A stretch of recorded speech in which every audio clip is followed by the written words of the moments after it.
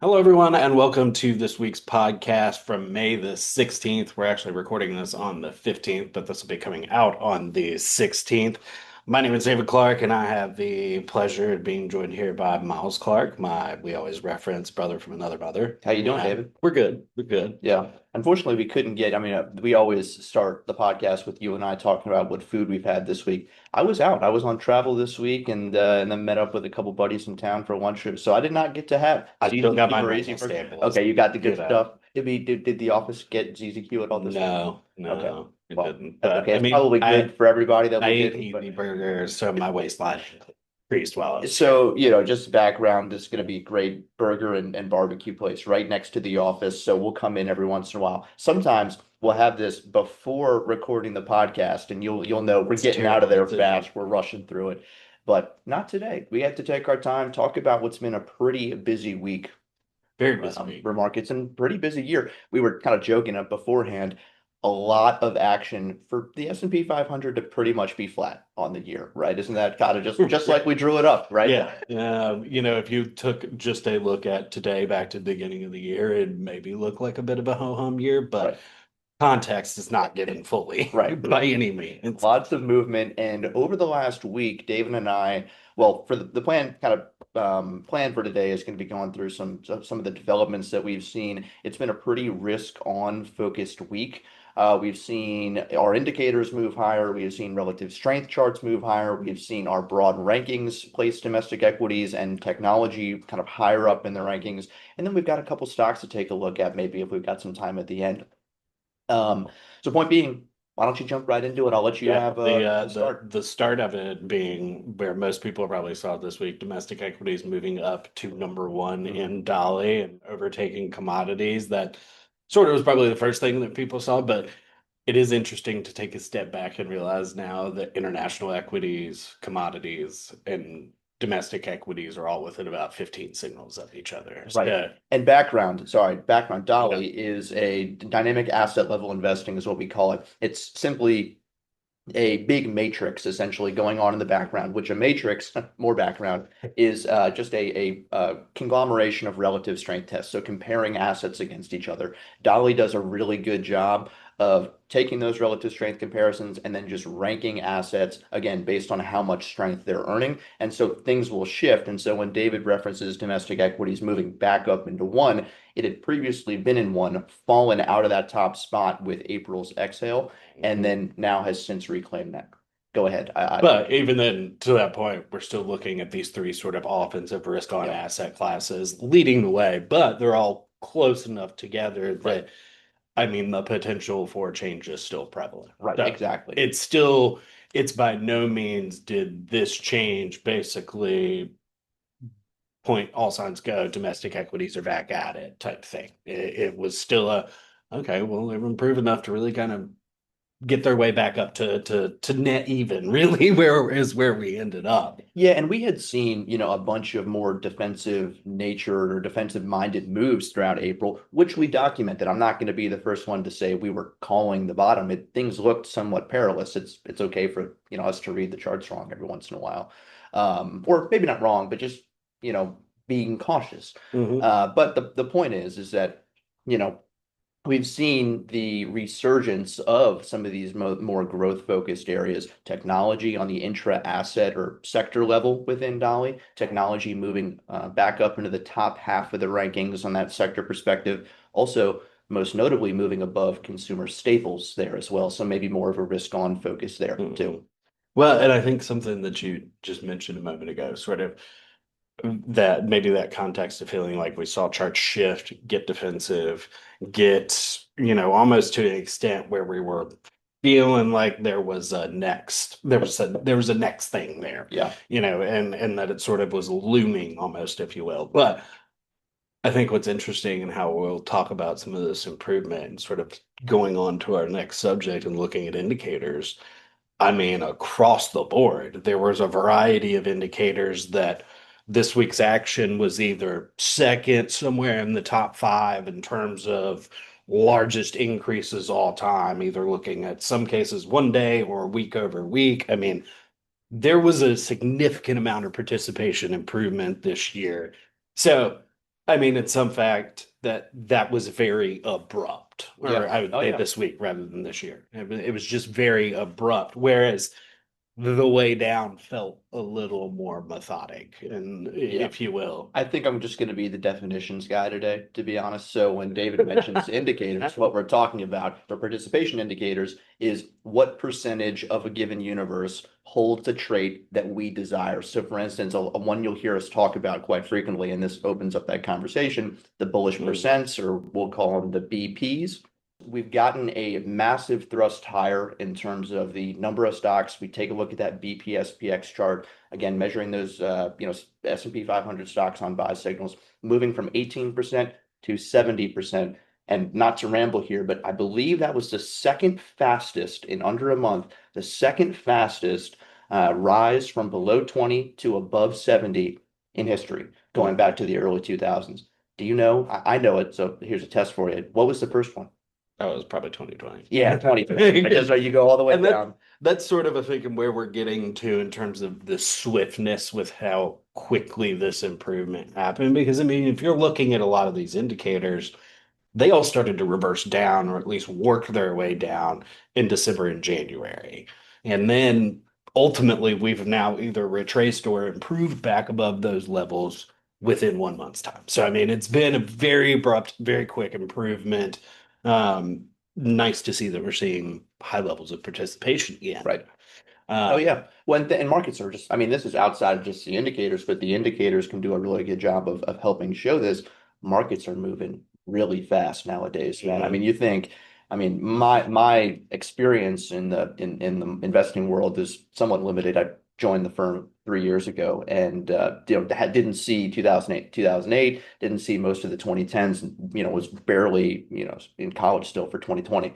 But I mean, markets are still, they're just moving so fast. I'm sure you have a little bit more clarity, not to date you, but you're a little bit older. You've been around for a little No, I longer. mean, even then, but you're right. I mean, it's the on all facets, whether you're dating me or not.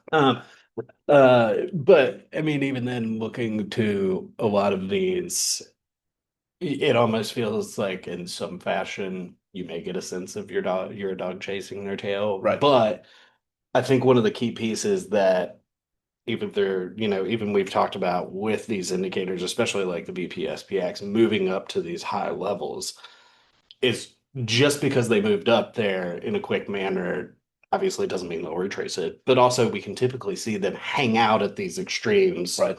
longer than it took them to go from one to the other, Right. Yeah, that's fair. And maybe the other closing point on the indicators, I got two quick Mhm. ones, and I'll give you the final word. One, with markets moving around so fast, that really just re-emphasizes the importance of having a process because, whether you're a seasoned veteran or somebody who's just got into watching the markets yesterday, well, you're gonna with how quickly things are moving, you can get FOMO really easily. Again, even though you know in the back of your mind that you shouldn't, it's super Mhm. easy to say, "Oh, this was up," To the yeah, dog chasing the tail exactly. So process. having a process using, what charts are telling you can help reemphasize that. And then two, my final point on the indicators is because charts are moving so fast and at markets are moving so fast, it's really important to be watching those indicators because when we do wash out, we know historically that we can get some pretty significant retracements back up to, higher levels. And so Mhm. finding washouts for the BPs, for the 10 weeks, for those kind of indicators in general is really important there. So again, that's just a kind of feather in the cap of the indicators. Yeah, and even looking at some of them, I mean, they are getting to levels that we may see reversals down, but with how positive things have been recently, that's not too surprising. I Right. mean, like the one I'm looking at right now is the 10 weeks, and we've seen some of those stocks come back down to their 50-day moving average, in essence, is what it's looking at. Right. Um, which again, with how positive things have been, especially in the last 2 weeks, 3 weeks, give or take. But it's not all too surprising that we may see some sort of reversal down, at least maybe on into next week. But again, with a lot of these indicators, like we've mentioned before, you can see them sit at extremes Yeah. for longer than it may feel comfortable. Right. And what you really want to avoid is just the points in the middle. I guess Mhm. if you're listening and you held up and kept track of everything David and I just said, well, Power to you. But point being, I want to shift gears slightly and talk about a maybe a larger theme. If we see strength coming back to the domestic equities, we had seen, we didn't plan to talk about this, but putting you on the spot. If we over the last few, months, 6 months or so, we've seen flows out of the domestic space. Mm. If we see growth areas, technology, if we see more risk on areas within the domestic space take hold, do we see, in your opinion, do we see kind of international equities start to falter a little bit? Do you think it's a mutually exclusive event, or what do you think? No, I don't know that they're a mutually exclusive bit. That's the thing. I think in terms of there's enough uncertainty within a variety of things is that I think it's going to take there isn't going to be one that drives it all, I Okay, guess is what I'm thinking. And I don't think that just by solely tech or even US equities rallying that really kind of reverses what's happened in international. I think if we did see that, we would also then have to see the dollar start to rally. We would right, have to see commodities begin to change up, and that would contribute to it. But I guess that's the thing is I'm not looking at it like they're mutually exclusive. And I think in some fashion, as we're moving on into 2025, I kind of harken back when I was looking at some stuff earlier, looking back to sort of late 22 or and through early 23, when we saw this sort of emergence of commodities, international as well as domestic, all kind of jockeying for position, showing that we're risk on, but at the same time, nobody's really, getting out in front and carrying the baton from a right. leadership perspective. So, what does that mean when you're looking at asset allocation? I mean, I think you sort of not to say distribute the wealth, but yeah, you sort of you give love to all Yeah, the variety of asset classes and focus on the leadership within those. right, I don't think it's much. I think we've definitely had a lot of conversations in recent weeks about people adding international equities for sure. right. But I mean, that then is followed how am I going to be, what am I looking to maybe do with domestic, and I think in few cases do people have the desire to really cause a massive shakeup to allocations, shifting away from domestic equities. But I think looking right now, you can definitely say, all right, we can at least maybe add some commodities exposure and Right. international equities exposure, if anything, for diversification's sake, but also to feel like you're not trying to chase one short-term trend from another and really capture that. You're at Right. least kind of participating across the board. Yeah. And until we get some level of leadership, I think you just sort of stick with that for the time being. Yeah. No, it's a good point. And I'll maybe add to that. I think one thing you mentioned was the US dollar. That's going to be a really important chart to watch.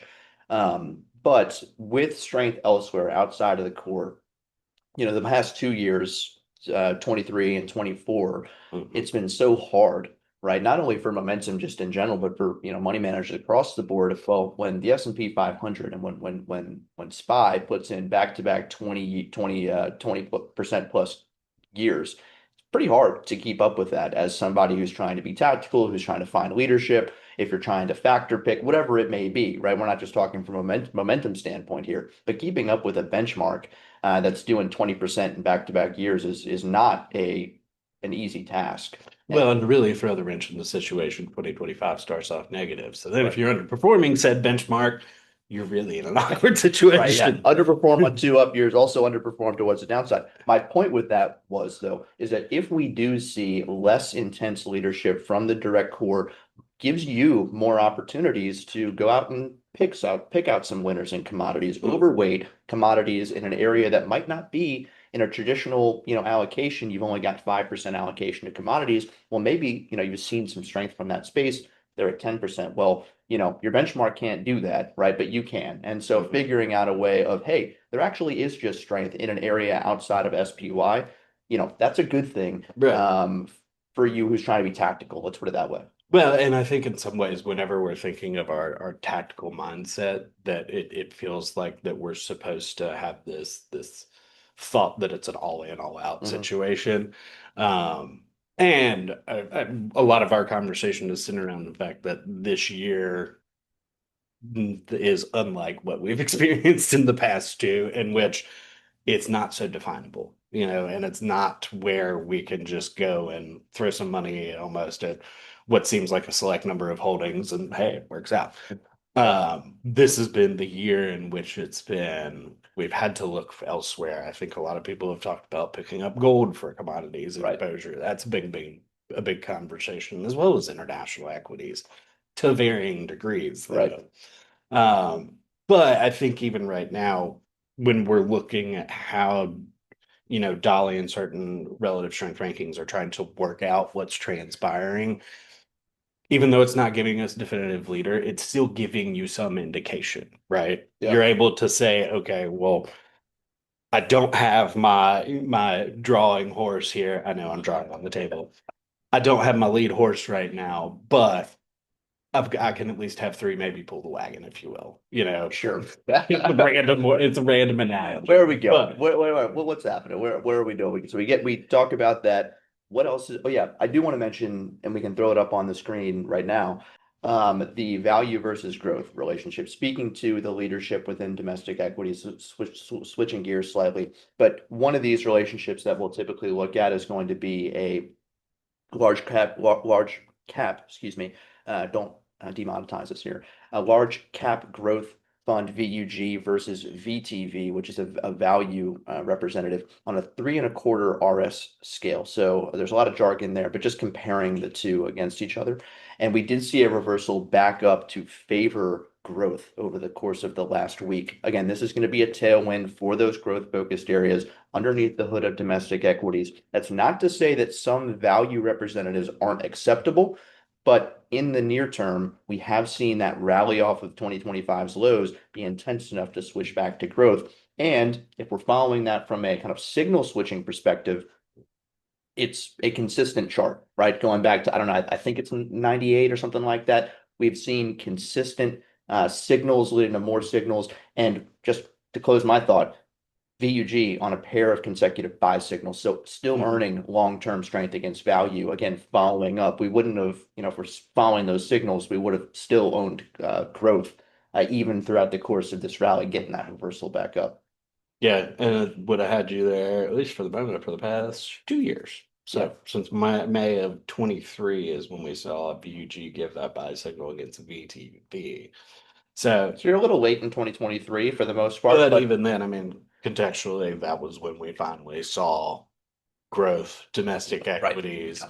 We saw international back off. Right. That's when the leadership began Yeah, to you start weren't to too change. late. I mean, momentum's Yeah. never going to be the first one to the party, right? No, But by any means. yeah, But I think in some ways this is also another one to continue to monitor too, because even when we got that reversal down in March, it looked like it was close. right. Yeah. So, I mean, it's still until we maybe we've obviously seen the reversal, and that's a silver lining in the near term that, okay, growth still is technically maintaining its long-term leadership. Confirmation of that would be if we got the buy signal, Yep. a third consecutive RS buy signal. But I mean, it can also take weeks, months Right. Exactly. for To that to sit develop there. out. And So, and I'll throw in there too, a lot of other, you think about a value focused investor, right? They're going to look at that chart and they're going to say, Miles, David, sure, the reversal up is positive, but look at that value. That's almost the highest level that we've seen on this RS chart. Said in layman's terms, growth is almost as expensive as it has ever been, at least in relation to this chart. Growth is almost expensive as it ever has been against value. That's another way you could read this. As a kind of counterpoint to that, momentum doesn't care, right? yeah, You can yeah, pinpoint a bunch of different areas all throughout history where you could have said the exact same thing and growth would have been just as strong, or like continuing to look towards growth would have been strong. So it's not necessarily about historical value as in relation to, hey, we're going to follow this trend as long as the trend persists, and when it doesn't, we'll swap out. keep riding this train till it falls off the tracks. Yes, sir. Let's do that. You got any other thoughts for today? Nah, we'll wrap up for today. I know we could look at some individual stocks because we've seen some stuff, pretty interesting things happen there, but we've had a lot of subject matter to cover. Yeah. Well, appreciate it, everybody. You sticking with us if you made it this far, and we will be back again next week to touch on market action over the last week. Mhm. Have a good one. Appreciate it.